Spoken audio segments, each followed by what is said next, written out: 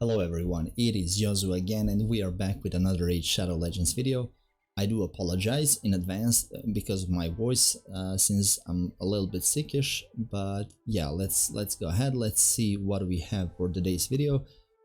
Today's video is gonna be about the new fragment fusion that's coming out next week, and that's gonna be JETNI the Giant.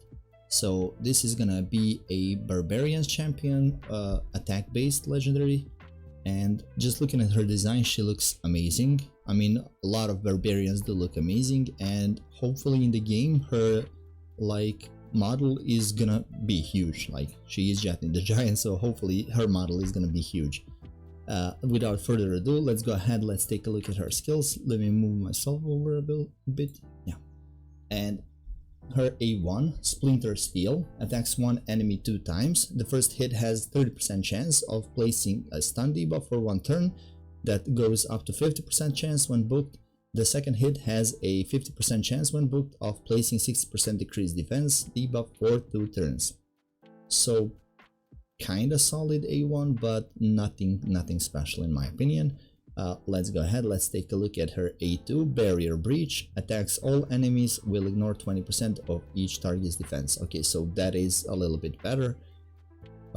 You can add some sets on her, you can add some masteries on her to make her ignore a lot more defense. So yeah, has a 100% chance when booked of placing a 60% decreased defense for 2 turns. Pretty solid. That is pretty solid, more for PvE than PvP at least. This debuff cannot be resisted if Alsgore Crimson Horn is on the same team. So that's going to be probably a legendary that's coming out as a pairing with her. They always do this. They give you like a fragment fusion and then a void legendary usually that is like a partner with them. So yeah, I mean, cannot be resisted. That actually sounds pretty good. But I mean, in live arena especially, you cannot place decreased defense because everybody has either cleanse or has huge amounts of resistance. So yeah. Next one is Towering Might, on a 5-turn cooldown for when booked, attacks all enemies 2 times. Before attacking, places a 30% increased crit rate and a 30% increased crit damage buff on this champion for 2 turns.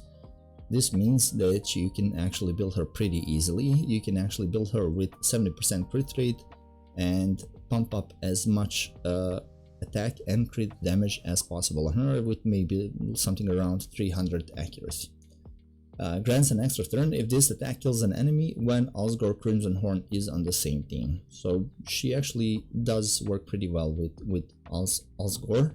Cannot wait to see what he brings, but I mean, it is a void legendary and I am a super low spender, so not most likely, but yeah, most likely never gonna get that guy.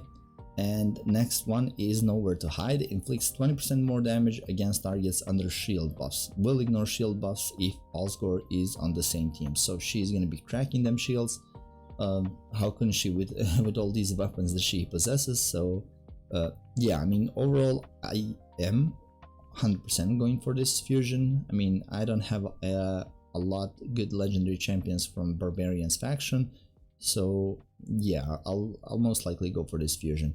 Hopefully you saved some of your shards and energy and silver and everything else that you're gonna need for this fusion. I certainly have been hoarding pretty hard, maybe not as much as I would like to, especially when it comes to energy, but other things I have a pretty high amount. So yeah, let me know in the comments below if you're gonna go for this champion.